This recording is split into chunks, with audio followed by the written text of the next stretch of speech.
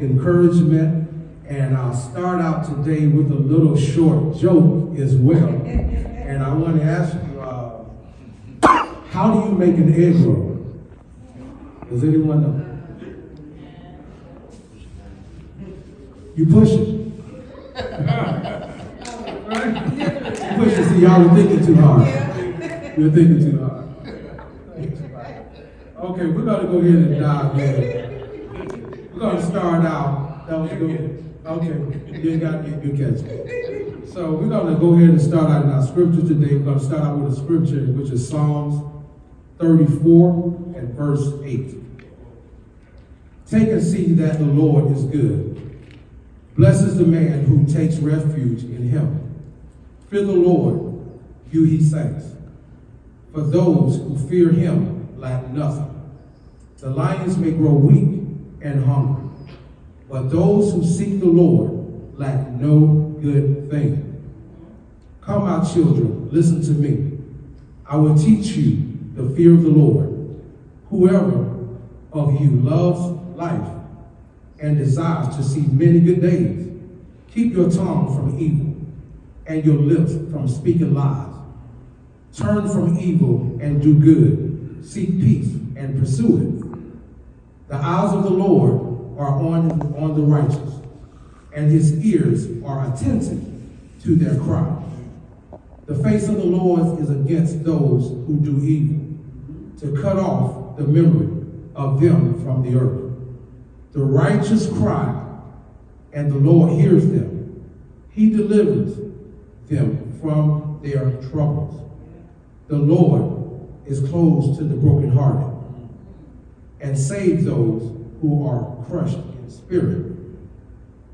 A righteous man may have many troubles, but the Lord delivers him from them all. He protects all his bones. No one of them will be broken. Evil will slay the wicked. The foes of the righteous will be condemned. The Lord redeems his servants. No one will be condemned who takes refuge in him. So today, I come before you, just want to give you some words of encouragement because there's so much that's going on in the world today. And I truly believe that there is a cure for all of the troubles and situations that are going on in the world, in Gaza, and even here in the States. And I think that one cure, that one antidote is love. Love cures all. We don't share enough of it. So today, I want to give you some practical keys, ways to practice self-love. I truly believe that if we can practice and master self-love, we can be so much better to our counterparts, to our colleagues, and to the world. So I want to give you some keys today on how to practice self-love. One, and if you have a pencil or pen, I want you to jot some notes down because you can take this anywhere that you go.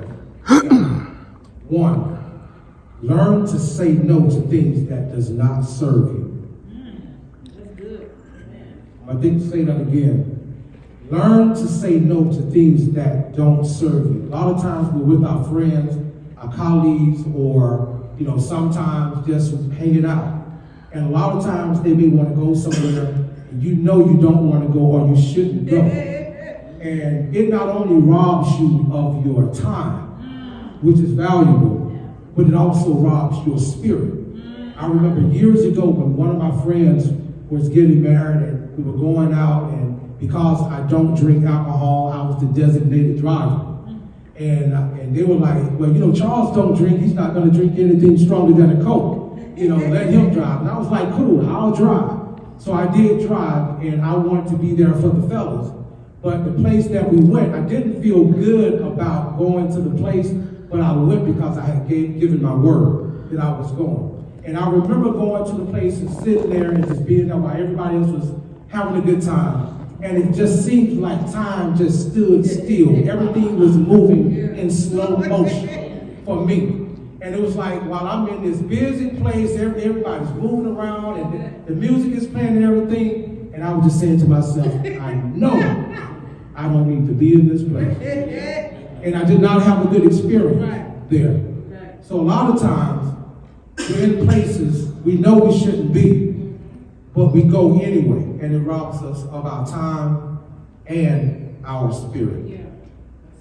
Secondly, make time for things you love. One of my favorite songs is I Love the Lord, and thank you so much, Jackie, for singing that song. And I love the Lord, and God is love. And when you make time for things you love, I can only think about myself and some of my family members. I know my brother Ivy, he loves to cook. He loves to cook. You see it on his face. He lights up when he's cooking his favorite dish. He has a dish called chicken a la grain. That's one of his dishes, which is so good. And he has his homemade chest pies that he makes. It's so good. So when you are in your gift, and when you are doing something you love, it seems like God just blesses you for operating in the gift of love and in your talent. And if you do it well enough, he will even make room for you to even get paid with doing what you do. So a lot of times we're doing a lot of things that we're doing it for money. But I always tell people when they're looking for their purpose, I say, what do you love to do? They say, well, I know I work for this company, but I love to do this. And when they talk about it, they light up. And I say, and that is what you need to be doing. Because if you do it well enough, then they will pay you for that. Okay? Secondly, distance yourself or let go of negative relationships. That's real. That's a good one. That's a real good one. And these relationships does not mean just boyfriend or girlfriend or your spouse. It could be co-workers. It could be friends. Because, one thing we know that birds of a feather flock together. They go to the same destination. It's pretty much 10 times out of 10. I want to say 9 times out of 10, but 10 times out of 10, they're going to the same destination. You see a pigeon, if you throw a rock, that pigeon takes off and fly. If there's other pigeons flying with him, usually the rest of them are going to fly right along with him and go in the same direction. So you want to be careful who you're hanging with and who you're running with, because whatever they're getting, you're going to get it too, because you're going to the same direction. Fourth, talk to yourself only with love and respect. This is a deep one for me. And when I say that is, we have to be careful what comes out of our mouth. We have to be careful what we say to ourselves, because sometimes we tend to say things to ourselves unconsciously, but when you say it, you're putting it out in the universe. And I always tell people when I speak, I said, be careful with your words, because it's almost like a genie in the bottle. When you rub the bottle, you remember the movie Aladdin, when you rub the bottle, and then the genie comes out and say, whatever you ask for, master, your wish is my command. Well, our lives are the same way. So when you are speaking or saying things out of your mouth, even if you are playing, whatever comes out of your mouth, you give power to whatever you say. So if you say that I am well, although you may not be well physically right now, but I believe that if you speak well of yourself and you say that I am well, I believe that the universe will give you exactly what you ask for. Your organs, your blood flow, your blood pressure will start aligning with how you are feeling and what you say. I truly believe that. And I tell people all the time when they ask me, they say, Charles, you're always in a good mood. You're always happy. You're always this and that. It's not that I feel 100% all the time. I choose because it is a choice. I choose to smile. I choose to be good and be good for myself so that I can be good to others. And I know if I can be good to myself, I can pour into others. But if I'm not good to myself, if I don't love myself, I cannot love you. So when you see me, if I'm smiling, whether I'm good or not, I could have just had an issue at home or something like that, but I choose to stop that negative thought right then and there and say, you know what? Today is the day that the Lord has made. I shall rejoice in it, and I choose to be happy. I choose to love each and every person. So remember, talk to yourself only with love and respect. And this is a deep one as well. Declutter your home or workspace. And what this does, I can remember even when we were staying with our parents. And I used to love to clean up. And my siblings are here today, Jack and Ivy. And I can remember cleaning my room up. And I would always say to myself, I want my room to look like a hotel room. That was my personal goal for my room to look. Not because I just wanted it clean, but you may have experienced when you're walking into a clean hotel, it just makes you feel a certain way. Yeah, it does. And even though you may be a person that's not as clean or don't clean up all the time, when you walk into the hotel room, because everything is just so placed so neatly, you will walk in and you may want to just throw your coat or your clothes on the floor, but because everything is so clean, it makes you hang things up to keep the room how it was before you got there. You know what I mean? So this is a huge one. And a lot of time, I believe that when we live in clutter, I believe it messes with our psyche. Yeah. I think it also causes anxiety and depression. And if you are not a person that clean up all the time, just try it. Try cleaning up not just your room, your car. Not just your car, your trunk. You feel me? And one thing about me, I like to dress well. But guess what? I like my room to be clean. I like the living room to be clean. I like my car to be clean. And although it may be clean to other people, even if I see some lint on the top of my desk, I'll get a rag. I got a rag in my car right now. I could just wipe the desk because I just can't stand to see the lint on there. Not if I can noticeably see it, I will still clean it. So you want to declutter your home and your workspace and see what it does to your psyche and also to your mental state. 6, let go of the past. That's a huge one. Yesterday, I was invited to it was called Brunch and Bros. It was just for men and young men.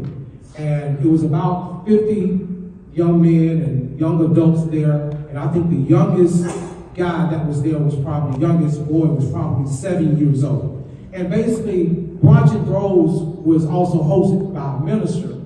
And there was no agenda. They just wanted to get a bunch of men together to talk about life, the issues that they're dealing with, and things of this nature. And we all talked about life. We talked about marriage. And a lot of us, I think it was maybe 8 of us that was married, and the rest of them were single, and some had been divorced, and things of that nature. But we talked about what experiences are you dealing with? Because usually with men tend to hold a lot of things in. And we have a lot on our shoulders, whether you know it or not. And I always say, even to my family, a lot of times, my wife, she can look for me for support. She can look for me to depend on. My kids, my daughter, she can call me, Daddy, I need. Daddy, this morning I dropped her off at work, and I just sat in the parking lot for about 10 minutes, which I do now. And I sat there because sometimes early in the morning, someone would come there and just kind of disrupt their workplace with words and things of this nature. So she's called me probably several times and said, Dad, where are you? Can you come? Or Dad, somebody's here. So I decided to sit out there in the parking lot for about 15 or 20 minutes. And this morning, I sat for 10 minutes. And while I was sitting down, going over my message, she said, Daddy, can you come in for a few seconds? I said, I sure can. And as soon as I got out of the car and walked in, the gentleman who was trying to disrupt their workplace because he was in the drive-through causing trouble, as I was going in, he looked up and he walked right on out. So you want to make sure that you are vigilant, and you want to make sure that you are attentive to your surroundings. But what I was going to say was, let go of your past. Many of us cannot move forward because we're still stuck in the past. You have a lot of baggage and trauma that you've dealt with in the past, and it does affect your present. It really does affect your present. It's almost like having a trash bag full of junk, and you're trying to do life carrying this trash bag everywhere you go. You got this trash bag. You're not going to move as fast. You're not going to be as efficient. and you probably can't go everywhere you want to go because it's going to wear you down. So when I say let go of the past, I'm not saying forget what happened. I'm saying get counseling.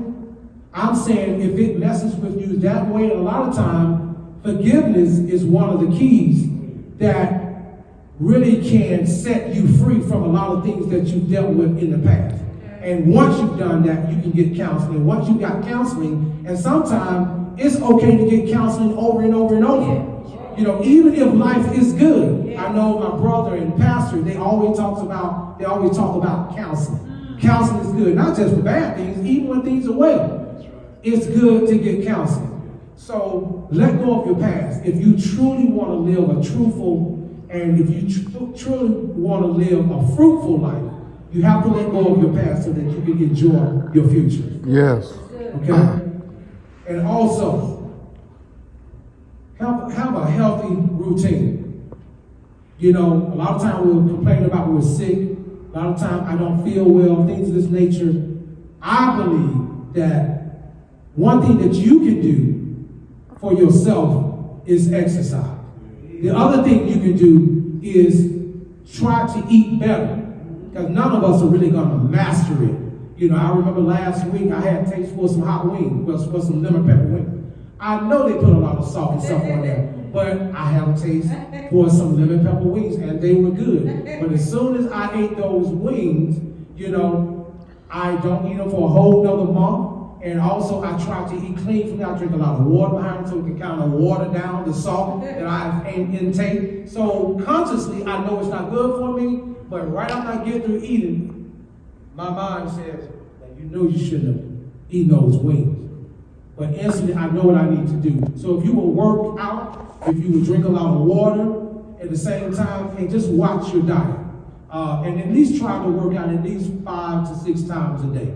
And you'll feel better for one. So definitely try to do that as well if you want to live a healthy life.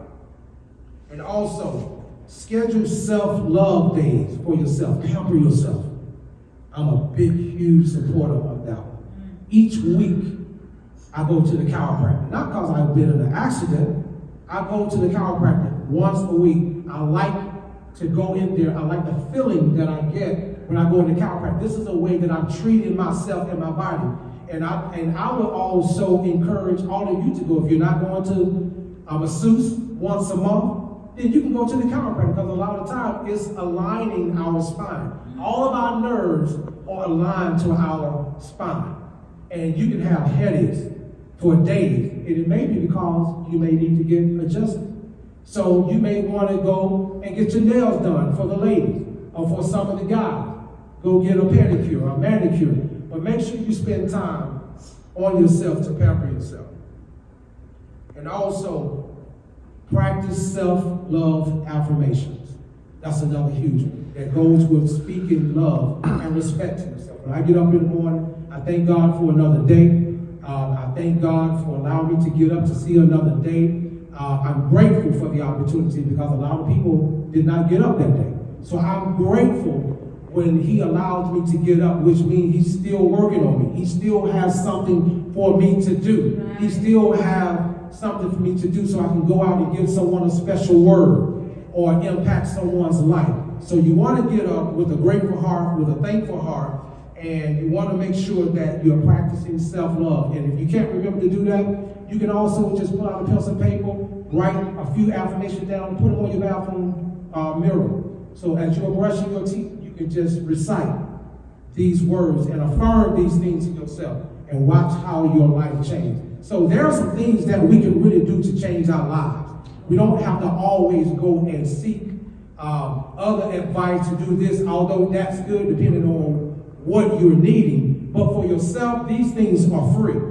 For one, you know, affirming that you feel good, affirming that you love yourself. You know, that's a huge one, because, you know, social media, and these days I see a lot of people on there, they are yearning for love. They are yearning for attention. Yeah. And I believe that they're doing these things because either there's a void, there's a huge void there where they are seeking love, they're seeking attention, and they're doing any and everything for these things. Yeah. But if you will only seek love, Because God is love. First of all, you got to have Him first. Oh, yeah. All these things that I mentioned is absolutely awesome and great. But if you don't have Him, you don't have any of these things. None of these things are going to work. Right. So people ask me, what's the key? They asked me yesterday, the pastor came to me after brunch with bro. He said, how old are you again? I said, I'm 53. He said, man, you look good. You look good. He said, man. He said, you look good. I'm 37. And the key is, it's no, miracle water or anything like that. Yes, I do exercise or something like that, but God is my source. Yes, sir. He always has Yes, been. sir. Do I have issues? Absolutely. Yes, sir. Do I have troubles? Absolutely.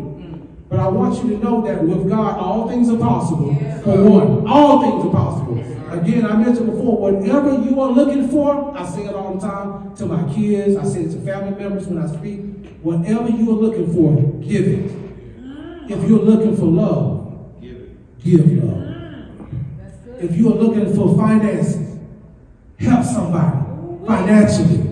You see what I'm saying? If you are looking to get married, love on somebody. Because a lot of people out here just saying, I look good, I got good hair, I got pretty eyes, this and that, you should marry me. No. Please, no. That ain't it. You want to look at a person's heart. You want to, now I do believe looks is good. You want to be easy on the eye. But again, I've always looked at, I know they laugh with the easy on the eyes, but that's real talk. I mean, you do want to be attractive, to someone. You want, yeah, I mean, it just go hand in hand, but at the same time, you want to look at a person's heart. And I truly believe that the only way that you will know that is to spend time with the person, see how they are, what they are, and especially if you've been working on yourself. And when you're working on yourself and you've been doing all the personal development things to develop yourself, I truly believe that before you get married, you should develop yourself. And any traumas and issues that you've been going through, you need to work through those things. You need to also deal with the traumas of your life with counseling before you get with someone else. Because if you don't, and then you get with someone else who has trauma, it's going to be trauma plus trauma, which equals trauma, right? So, but if you have personal development and you've been developing yourself, you'll never master it. But there are levels. There are levels to personal development where you can do some things that's going to help you to be a better person. And when you get with someone, you can help them to be a better person. So today, I want to give you a few other things in our close. I just want to give you a few things that you can do to help yourself. They're not hard, they don't cost. And these are things that you can do daily and work on. And I hope that you've taken some time to work on those things. So here are some things that I want you to work on and some things that you can let go out of your life. And as I mention these things, just think of the things you need to let go. Okay? First thing is, stop worrying about what others think of you. Because that alone stops most people in their track. Stop worrying about what people think of you. Well, I'm not going to do this because they may think. Who is they? They don't even probably even know you. What's for you is for you. 2, excuses. I do not like excuses. Excuses are crutches. And I am a deep believer in time management, how we spend our time, what we do with our time. I like to be on time. My mom was a person, if she was going to be on time, she didn't want to go. She just wouldn't want to go because she didn't want to be late. Now, my daddy was a sharp dresser. He was not as prompt as mom. He's got to make sure his tie is good, his hat is good, his shoes are shine. He's going to get there. When he gets there, he's sharp. But again, I think I took the time management part from mom. I think I got the dressing from my dad. And I love them both. Bless them both. They both did that. Also, let go of the need to control everything in your life. Now, I'm going to say that one again. Let go of the need to control everything in your life. A lot of times we try to control everything. And you can't control everything. some things you can manage, but you can't control them. You can't control them. And we get bent out of shape trying to control things that we cannot control. If you're late, you're late. But what you can do is work on why you were late. So if you were late because you left out of the house 10 minutes before you had to be at work, and you knew you were going to be 10 minutes late at work, the next day say, I need to leave at least 20 minutes earlier so I can get to work on time, which is early. Okay? So time management is everything, but stop trying to control everything, because everything isn't for you to control. And let that go. Some people really beat themselves up. The other thing is the fear of uncertainty. A lot of people try to be so perfect. They try to be perfect, not so perfect. They try to be perfect with everything. You'll never be perfect. And let me ask you this. Practice makes what? Better. Practice makes better. Usually when I ask that question, people say practice makes perfect. It doesn't. Practice makes better, or practice makes improvement. So keep working on bettering yourself. That's the best thing you can do. And when you do that, you don't have time to worry about others. And also, let go of grudges. Also, let go of fighting things you can't change. Let go of feelings of anger and resentment. And lastly, let go of trying to compare yourself to others. Amen.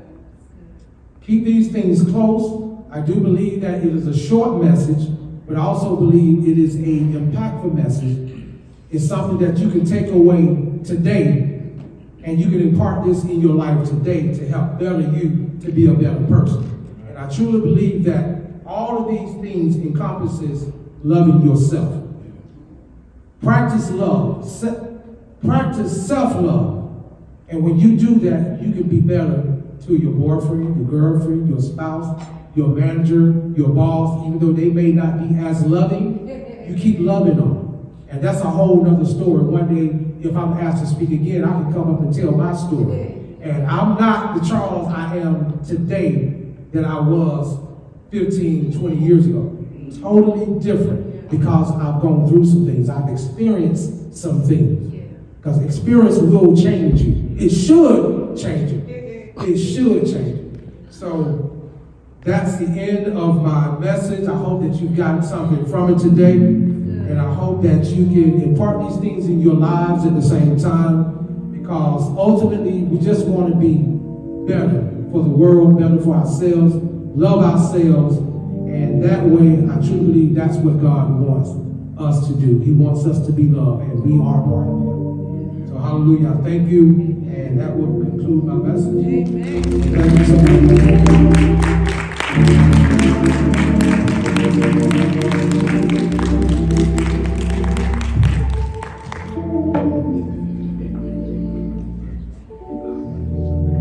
Let's give Brother Charles another hand.